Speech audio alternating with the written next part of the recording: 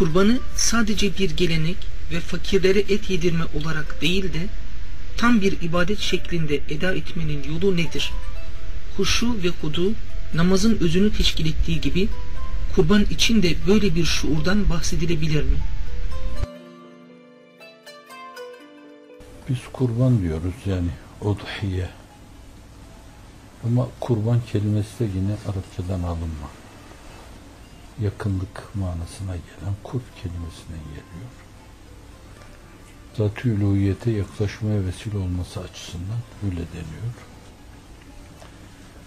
Hazreti Adem'de de farklı şekilde var bu. Yani kurban geliyor, ateş geliyor, kurbanı yakıyor. Böylece doğrunun doğruluğu tasdik edilmiş oluyor. Yalanın yalancılığı ortaya çıkmış oluyor. Fakat bu mevcut şer'i şekliyle Hz. İbrahim'de başlamış gibi bir şey. O Cenab-ı Hak çok küçük bir şeyle çok büyük şeyin karşılığını ortaya koyuyor. İnsan çok önemli bir varlık. Allah Celle Celaluhu imtihan için bu insanı boğazlamayı evvela bir rüya ile emrediyor. Rüya ile emredilen şey o çok kıymetli şey. Sonra hakikatte emredilen şey o değil. Hakikatte emredilen şey hayvan oluyor. Allah Celle Celaluhu o bir rüyaydı diyor. Ama sen bu mevzuda Allah'a karşı sadakatin hakkını ifa ettin diyor. Bildiğiniz gibi Saat Sure-i Cellesi'nde. Fakat şunu yaparsan olur bu mesele. Aslında Cenab-ı Hakk'ın rahmetinin enginliğine bakılacak olursa çok defa bizden böyle küçük şeyler isteyerek onun karşılığında çok büyük şeylerde, lütuflarda bulunuyor. Mesela hep ifade edildiği, arz edildiği gibi 5 vakit namaz kılıyoruz. Çok rahat bir şey. Oruç tutuyoruz. Çok rahat bir şey. Dünyaları versek 1 milyon senede ömrümüz olsa cennetin bir parçasını, evimiz kadar bir yeri orada inşa edemeyiz. Fakat öyle pahalı bir şey bizim yaptığımız bu şeylerle ve çoğun nazarı olan bu şeylerle Allah bize lütfediyor. Yani illa Cenab-ı Hakk'ın lütuflarında mutlaka tenasübilliyet prensibine göre ortaya koyduğunuz şey onun geriye dönmesiyle mütenasip olması şart değil. Allah şart-ı adi olarak diyor ki siz şöyle bir parmağınızı işaret edin benim için, Allah için parmağı işaret edin, lillah için işaret edin, billah için işaret edin, ben de onun karşılığında size firdevsi vereyim. Şimdi aklınızdan, mantığınızdan, muhakemenizden meseleyi tarttığınız zaman parmak işareti nerede? Firdevsin verilmesi nerede? Burayı gördüğünüz zaman dünyanın binlerce sene mesudan hayatı bir saatine mukabil gelmiyor. Öyle bir şey veriyor. Belli yani tam bir mukabele değil. Ama Cenab-ı Hakk'ın rahmetinin gazabına sevkat etmesi biraz evvelki hususlarla da bunu irtibatlandırabilirsiniz. Yani çok küçük bir şey yapıyorsunuz, bir gayret ortaya koyuyorsunuz ama bakıyorsunuz harıl harıl insanlar dine koşuyor.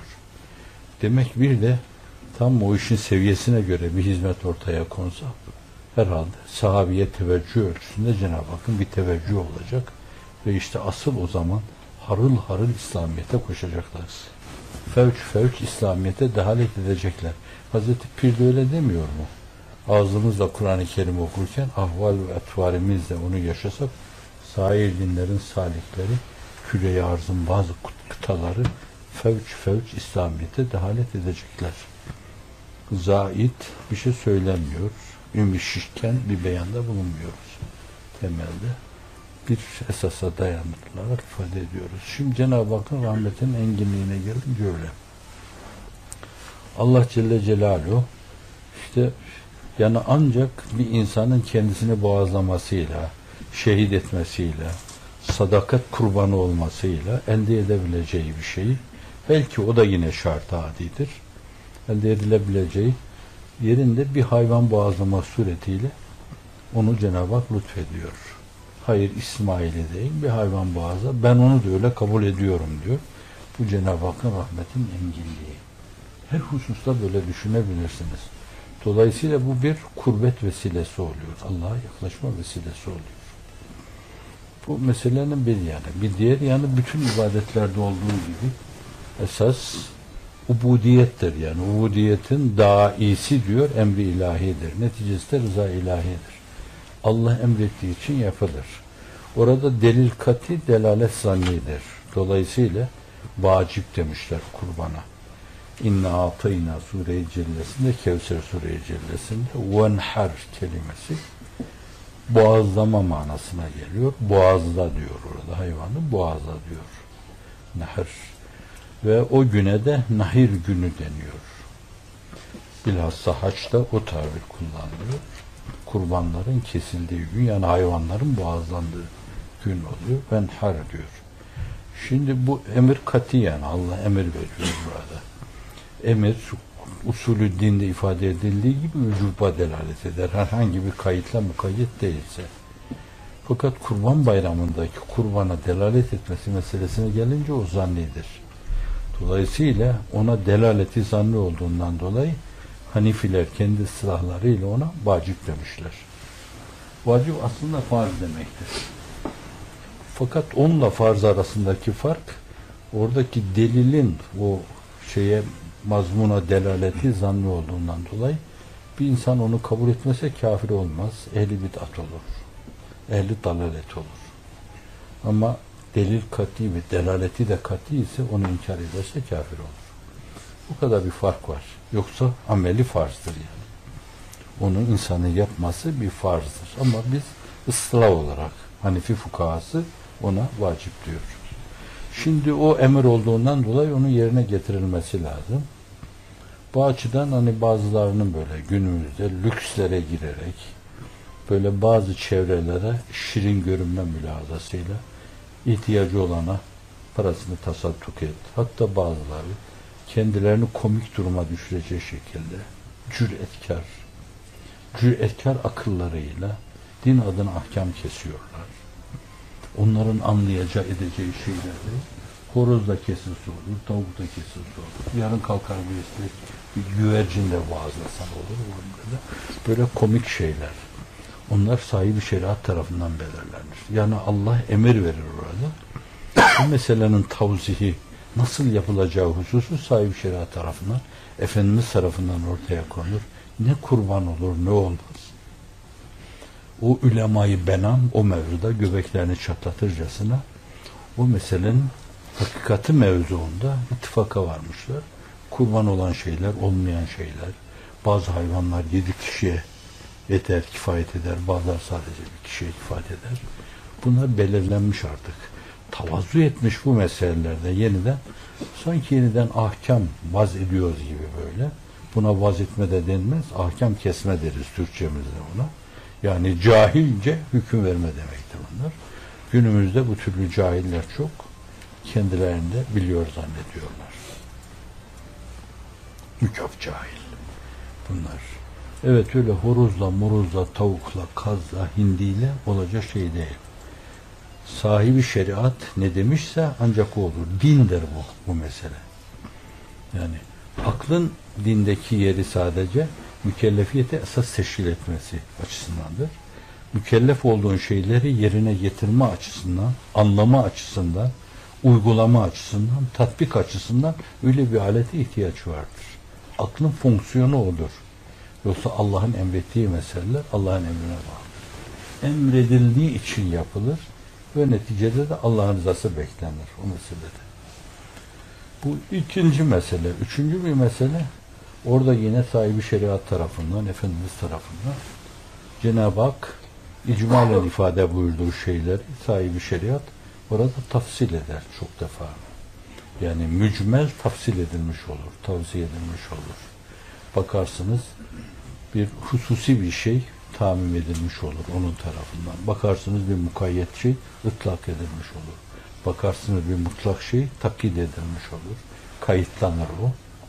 Allah Celle Celaluhu ona o selahiyet vermiş. Daha doğrusu vahyi gayri metlûla ona, yani Kur'an-ı Kerim gibi metlu vahiy değil de vahyi gayri metlûla onun içine atar. Bunun manası budur der ona. O da içine atılan o manayla manalandırılacak şey manalandırır. Ve bizim herhangi bir şüphemiz kalmaz o mevzuda. Artık Peygamberimiz de bu meseleyi böyle anladığına göre bu böyledir deriz. Şimdi bu cümleden olarak İşte tatbikat yapmış. Efendimiz sallallahu aleyhi ve sellem kestiği kurbanlarda fakire fukaraya dağıtmış onu. Ona vermiş, ona vermiş, komşusuna vermiş, yakın akrabalarına vermiş. Bir parça da evine bırakmış orada. Bu malum, bildiğiniz gibi hadis kitaplarında Ayşe validemiz şunu kestik, işte şu kadarını dağıttık, bu kadarını bize bıraktık. Tersini söylüyor Efendimiz sallallahu aleyhi ve sellem. Demek ki sen işte o dağıttıkların esas onları bize bıraktın demek. Öbür o bizim yediğimiz şeyler var ya, onu biz yedik, itlaf ettik. Esas başkalarına bunu harcadığımız şeyler bizim ebedi hayatımız adına çok önemli malzeme teşkil edecektir diyor. Şimdi bütün bunlar da onun tarafından tavsiye edilmiş. Bütün bunları da inanarak yapmak lazım. Evet, o bir kurbanlık için ortaya konan şartlar nelerdir? Yani semiz olması gibi bir şey, arızasız olması gibi bir şey, yürüyor olması gibi bir şey, kör olmaması gibi bir şey. Bütün bunlar yine mutlak bir kısım delillere dayandırılmaktadır. Mesela len tenâlu birre hattâ tunfikû mâ tuhibbûn. Bu hususu tamim ederek meseleyi onun içine müteala edebilirsiniz. Siz birrü takvaya nail olamazsınız sevdiğiniz şeyler infak etmedikten sonra. İnfak edeceğiniz şeyler sevimli olması lazım. Elden çıkarmayı düşündüğünüz şeyler değil. Zaten atmayı düşündüğünüz şeyler değil. Madem olacak bu mesele, şununla biz bu işin içinden sıyrılalım diyeceğiniz şeyler değil. Üzerinde gözünüzün olduğu bir şey. İmrendiğiniz yani.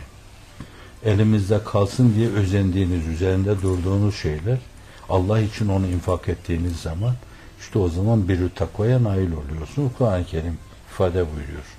Bu her şeye tahammül edilebilir, teşmil edilebilir yani. Sadaka verirken öyledir. Zekat verirken öyledir. İnsanlara ikramda bulunurken, ziyafette bulunurken öyledir. Kurban bayramında kurban keserken de öyledir bu mesele. Bunun gibi şunu bunu sevindirirken öyledir yani. Hep iyisiyle sevindirme. Madem Allah Celle Celaluhu size iyisini veriyor, siz de ilahi ahlakla takalluk ederek başkalarına iyisini verin, en iyisini verin. Onları sevindirin. Böyle kalbinizin takıldığı, alaka duyduğunuz şeyi o yolla elinizden çıkarın, başkalarına verin. Onu kalbinizden atın, başkalarına verin deme manasına gelir bu. Şimdi bunlar hep o işin içinde müteala edilecek şeylerdir. Ama temelde hep rıza-i ilahi yörüngeli gitmek lazım. Allah'ın rızasını kazanmaya matuf. Allah'ım ben bunu kesiyorum, senin rızana talibim, benden hoşnut ol. Mal canın yongasıdır. Türk atasözü. Yani mal gidince insandan bir şey yontulmuş gibi oluyor. İnsana keser vurulmuş gibi oluyor.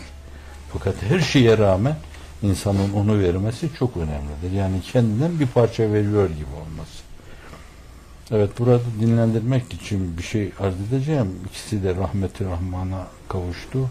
Allah'a yürüdüler. Şimdi orada da belki beraber oturuyorlardır. O ruhlar öyle mukayyet olmadıklarından dolayı belki şu anda bizi de dinliyor olabilirler. Çok defa rüyalarımıza girdikleri gibi. Rahmetli Hacı Kemal derdi, birisinden bir parça bir himmet talebinde bulundum ben. O zamanlar çok 50 lirada bir şey değildi. Mesela onun 50 lira verdiği bir dönemde fakir benim gibi bir insanın maaşı zannediyorum 15.000 liraydı yani. O da 50 lira veriyor. Evet. Sonra da diyor ki ya Hacı Kemal diyor veya Kemal abi diyor. Böyle ben o 50 lirayı verdim ya böyle sanki kalbimi vermiş gibi oldu. Yani işte o zaman bir yonga bir keser vuruyor yani bir parça koparıp veriyor ona. Fakat o ilk verme mevzu var ya, kötülük de öyledir, iyilik de öyledir. Belki iyilik daha fazla öyledir.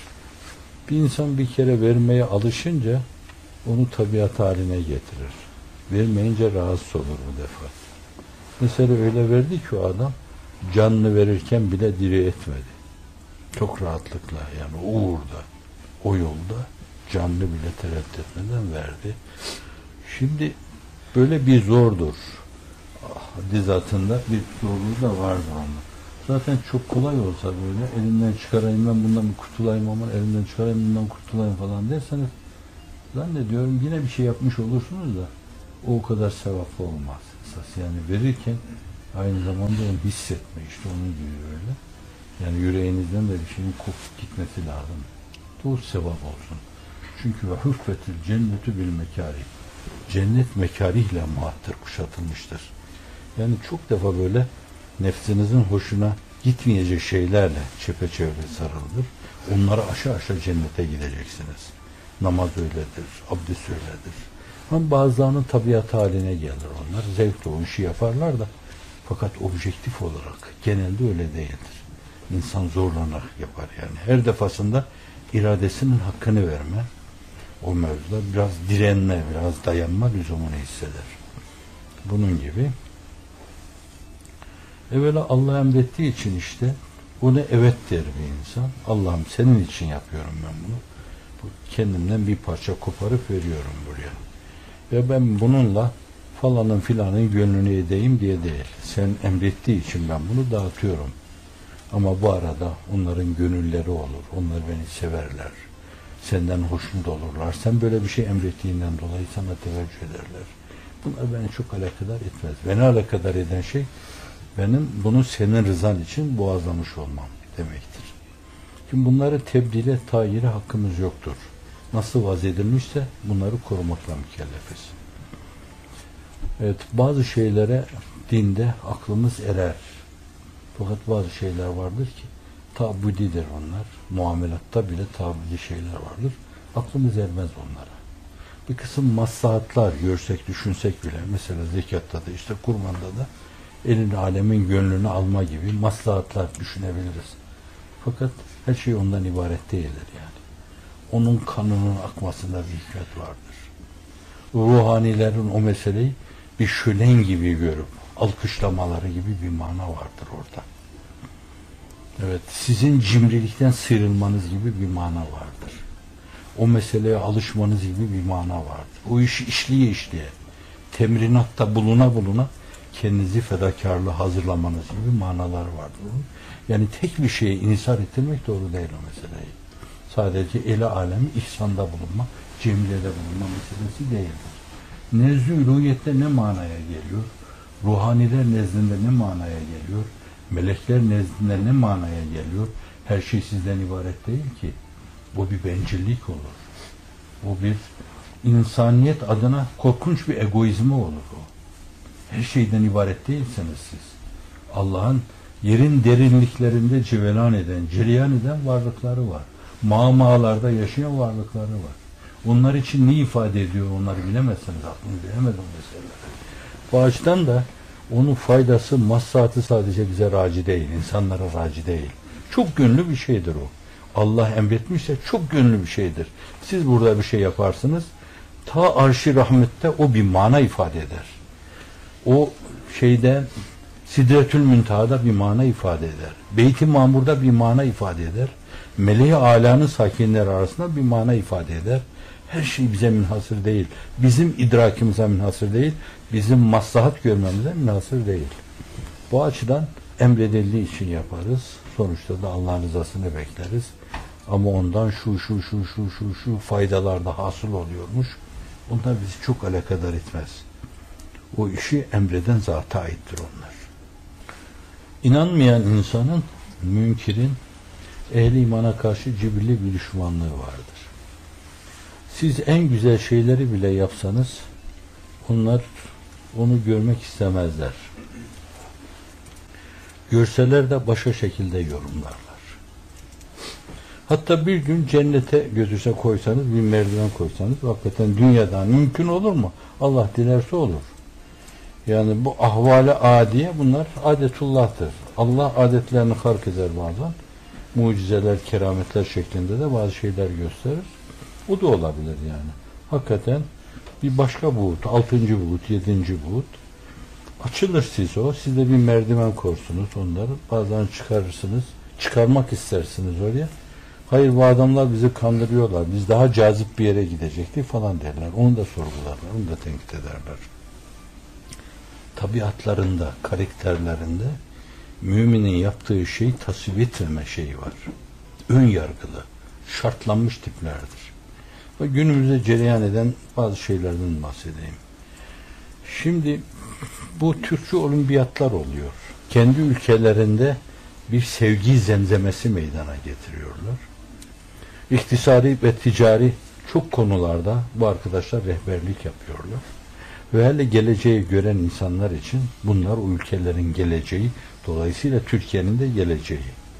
Şimdiye kadar kimse bunların yaptığın onda birini yapmadı. Devletler de yapmadı. Devlet de yapamadı bunu.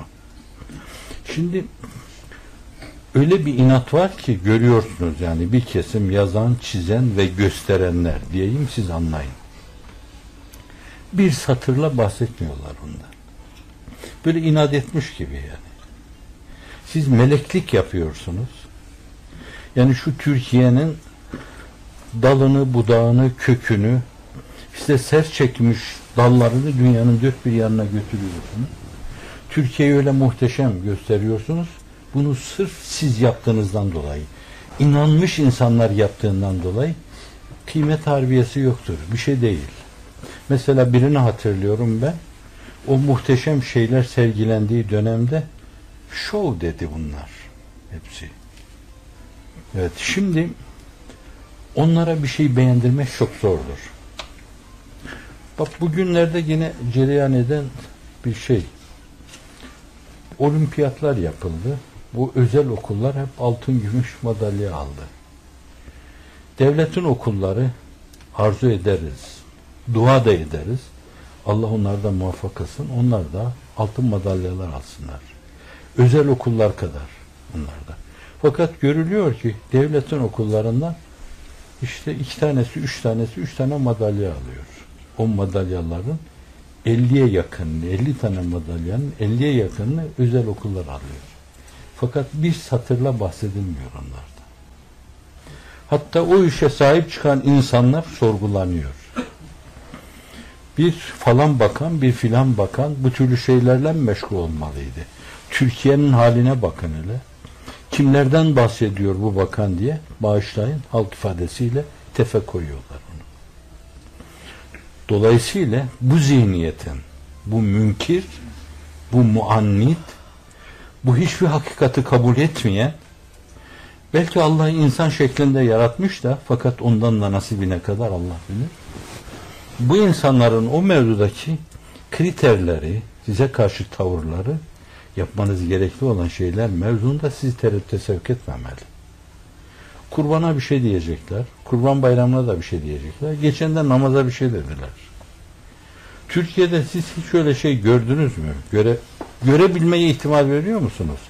Yani caminin içini boş bırakacaksınız, sokaklara taşacaksınız ve namaz kılarken bizim o saf, o temiz, o duru insanımızın aklının köşesinden geçmez böyle bir şey. Gösteri yapacaksınız, kendinizi ifade edeceksiniz. Ama bu medyaya düştü. Gösteri yapıyorlar dediler, sokaklara taşıyorlar. Hiç kimsenin aklının köşesinden geçmez. Çünkü siz o insanlarsınız. Hakikaten böyle sokakta namaz kılarken biz burada bir namaz kılalım da millet görsün bak nasıl oluyormuş caminin dışında namaz kılmak. Biz buna riyakarlık diyoruz. Göstermek için yapılan bu şeye riyakarlık diyoruz. Bunun arka planı şirktir. Allah'a eş ortak koşmaktır. Ama cami doldu taştı. Dışarıda da kılarız. Sokakta da kılarız. Hepimiz kılmışızdır. Buzun üstüne seccade-i kerem namaz kılmışızdır. Şimdi bütün bunlara farklı manalar yüklüyorlar bu insanlar. Bunlara bakarak acaba bunlara nasıl bir kalıp bulalım? Yeniden nasıl farklı bir formatta bunları yerine getirelim filan düşünürseniz meseleyi tayir etmiş olursunuz. Tayir ederken de tayir etmiş olursunuz. Çok ciddi bir ayıp yapmış olursunuz. Bence onurlu olmak lazım. Dinin emirlerini yerine getirme mevzuunda falanı tahrik filanı tahrik gibi bir mülahazanız yoksa onları dosdoğru yapmanız lazım. Kurbanı da keseceksiniz. Ne derlerse desinler. Allah bize deseydi ki ille deve keseceksiniz, bir deve keserdik. Sığır keseceksiniz, sığır keserdik. İnekleri keseceksin, inekleri keserdik. Koyunu, keçiyi. Neyi demişse onu keserdik. Bize bunları demeseydi de kuzu kesin derdik deseydi bize. 6 aylık kuzular ben onu istiyorum. Biz 6 aylık kuzu bekler, bulur ve onu keserdik. Allah'ın emridir. Biraz evvel arz ettiğim mülazaya bağlayabilirsiniz bunları. Bu birinci şık yani. Yani nasıl yaparken Allah rızası için yapıyoruz. Öyle de insanların şöyle böyle demeleriyle o işin formatıyla oynamaya hakkımız yoktur bizim. Onu Allah belirlemiştir. Ne şekilde eda edilecekse eda edilir. Ama bu arada ayrı meseleler var. Hijyenik şartlar var. Hastalıklı olup olmaması meselesi var. Onu da yetkililer, selahiyetler söylüyorlar. Yani şimdilerde çok kolay. İşte baytarlar muayene ediyorlar onu. Hastalığı faslık falan yoktur diyorlar. Hatta o mevzuda bir kısım kriterler de veriyorlar. Ve şimdi zannediyorum mühür falan vuruyorlar, damga vuruyorlar. Bir şeyleri var yani onun. İnsanların aldanmaması için lazım gelen her şeyi yapıyorlar.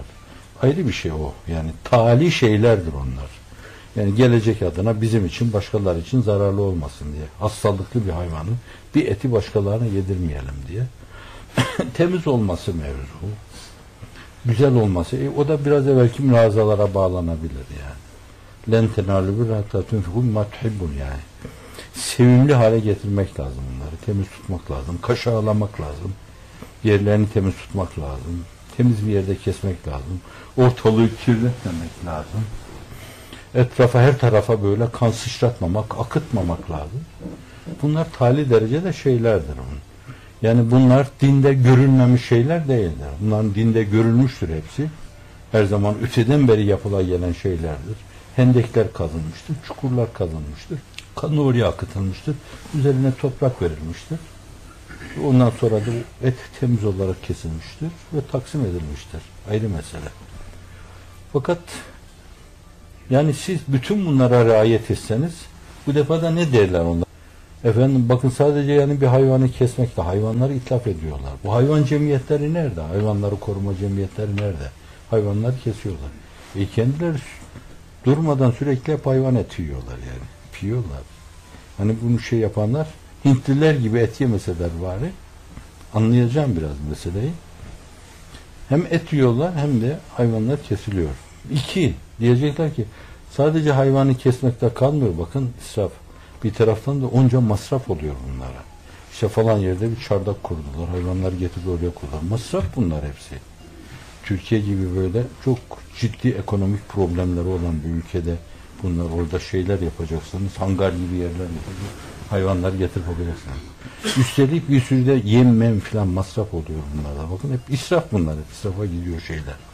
O dünya kadar insan bunlar. Başka bir yerde çalışsalardı bunlar zaman değerlendirilmiş olacaktı. Hayvanların başında duruyorlar orada. Dolayısıyla zaman bakımından da israf oluyor diye. Yani ne yaparsanız yapınız her şeyi tenkit edecekler bunlar. Tenkite kilitlenmiş, ön yargılı, insafsız mülhitler bunlar. Efendimiz sallallahu aleyhi ve selleme Kur'an-ı Kerim ifade buyurduğu gibi vazifeni yap, onların bu mevzudaki dedikodularına kulak asma.